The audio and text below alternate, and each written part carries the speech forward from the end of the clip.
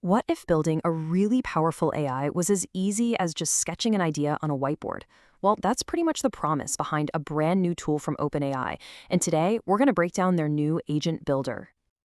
Seriously, just imagine it. Creating an AI assistant that can actually reason and think for itself. Not by writing a bunch of complicated code, but just by, well, connecting a few boxes on a screen. This isn't science fiction anymore, you know? It's the whole idea behind Agent Builder. So here's what we've got on tap. First, we'll cover what Agent Builder actually is. Then we'll look at how it uses this cool Lego-like system. After that, we'll get into its smartest features, see how you can take your creations public, and finally, talk about why this tool could literally change everything. Okay, so first up, what exactly is the Agent Builder? At its heart, Agent Builder is basically a visual playground for making AI. It's one single place where you can design, test, and then launch your AI agents, and you do it all on a simple drag-and-drop canvas. The big takeaway here? You absolutely do not need to be a developer to build something incredibly powerful. Now, you might be thinking, hang on, isn't this just like Zapier or one of those other automation tools? And, well, not quite. See, tools like Zapier are fantastic for those simple, if this happens, then do that kind of tasks. Agent Builder is designed for something else entirely, creating AI agents that can actually reason and make complex decisions on their own, not just follow some pre-written script. So how does this all work in practice? Honestly, the best way to think about it is like building with digital Legos. This right here is the big idea. Everything happens on this visual canvas, where you connect these different things called nodes. Each node is like a little block with one specific job, and you just chain them together to map out a logical flow for your AI agent. And these are your basic Legos. You've got a start node for when the user asks for something, the agent node, which is basically the AI's brain, an if-else node for making decisions, and even guardrails to keep things safe. You literally just snap them together. Let's make this real with a quick example, say a travel agent. Okay, so step 1, the user asks a question. In step 2, a classifier agent kicks in to figure out what they're actually asking about. Is it flights or is it activities? Step 3 uses that if-else logic to send the request down the right path to a specialist. And then finally, step 4, that specialist agent gets the job done and generates the answer. It's all just a logical flow that you build visually. Okay, so that's the basic framework. Simple enough, right?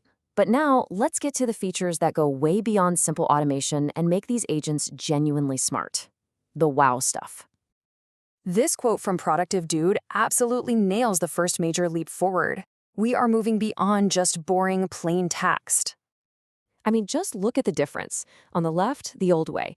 You get a big, boring block of text with your flight details. But on the right, with the new AI, it can generate an interactive widget, like a visual flight ticket where it can even pick a background color based on where you're going.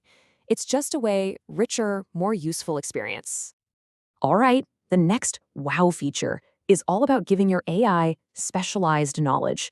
Imagine creating an expert agent that knows your company's internal documents inside and out, and you can do it without some super complex technical setup. This is all made possible by the file search feature. You can just upload your own documents, YouTube transcripts, internal docs, research papers, whatever, and the AI instantly learns from them. And here's the best part. It will only answer questions based on the data you gave it, and it will even cite its sources. That is a huge step forward for accuracy and just being able to trust the AI. So you've built this amazing agent. It's cool. But how do you take it from being just a fun prototype to a secure professional tool that people can actually use in the real world? Well, OpenAI gives you a full framework for this called the Agent Kit. It takes you right from the beginning to the very end. You build your agent visually, you deploy it to a website or an app, and then you optimize its performance using tools that are already built in. It's the whole professional pipeline. Now, one of the most critical parts of actually going into production is safety. And for that, we have guardrails. Think of it like a built-in security filter that acts as a gatekeeper. It checks what the user is typing before it ever even gets to the AI model, which is a massive deal for creating safe and reliable agents.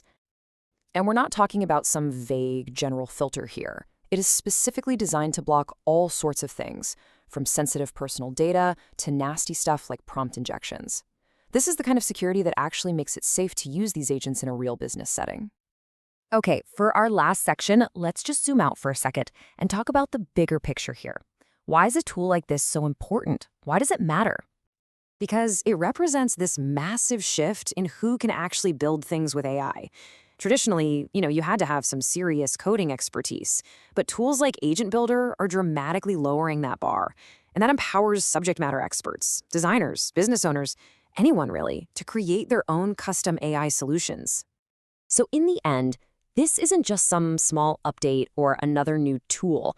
This really points to a whole new way of building software, a way that's more conversational, more intuitive, and just way more accessible to everybody. Which kind of leaves us with this one fascinating final thought. When the power to build a custom AI agent is truly in everyone's hands, what new problems are we going to solve? What parts of our jobs and our lives will we choose to automate next? The possibilities, they're really just starting to unfold.